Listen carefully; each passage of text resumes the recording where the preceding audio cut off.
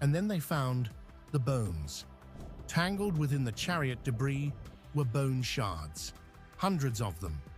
Some were clearly animals, the skulls and ribs and leg bones of horses positioned exactly where they would be if the animals were still harnessed to the chariots when they died.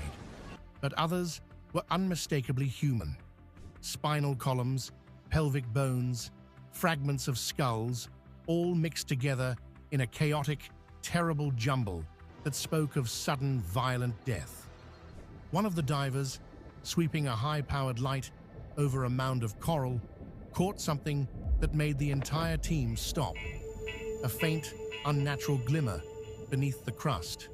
Something was shining down there. A dull, unmistakable, golden sheen. This matched the most incredible and most dismissed claim that had ever been made about this site. For them, I think it's unfortunate sensationalism.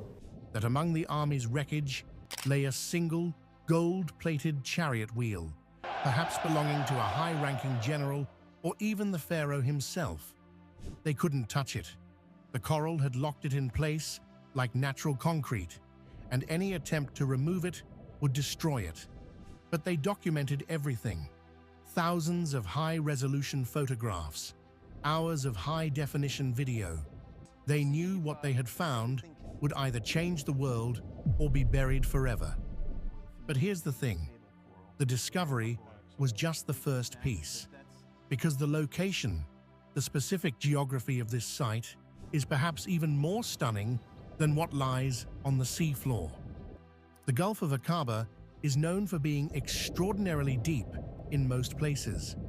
We're talking about a massive underwater canyon that plunges down 5,000, even 6,000 feet. That's over a mile straight down. A sheer cliff of dark water. Trying to cross it would be completely impossible for any army, ancient or modern, except for one place. Right where the divers found the debris field, there is a massive flat land bridge that spans the entire Gulf. This is about 5 miles wide here. The area is about 8 square miles. It's an underwater plateau, stretching nearly 10 miles from a large beach on the Egyptian side called Nuweiba to the shores of Saudi Arabia. On either side of this bridge, the seabed drops dramatically into those mile-deep abysses. But the bridge itself is relatively shallow, around 900 feet at its deepest point. Compared to the canyons flanking it, this is a raised pathway cutting through impossible terrain. The sonar maps show it clearly.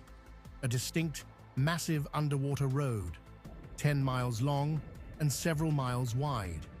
This is the only place in the entire 100-mile length of the Gulf of Aqaba where an ancient group of people could have even attempted a crossing. And here's where it becomes extraordinary. The beach at Nuweiba, where this underwater bridge begins, is a massive sprawling shore completely walled in on either side by steep, impassable mountains.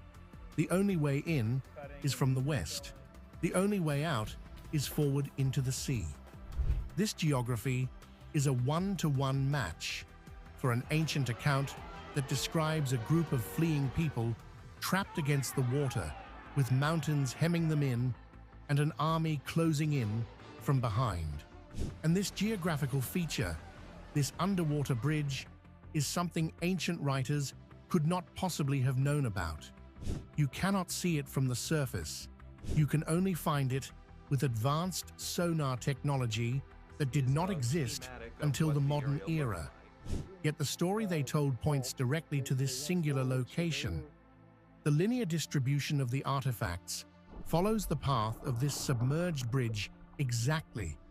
The mile-and-a-half trail of wheels and bones looks like a group that was caught in the middle of the crossing. The 900-foot depth protected these artifacts from storms, ship anchors, and looters for millennia.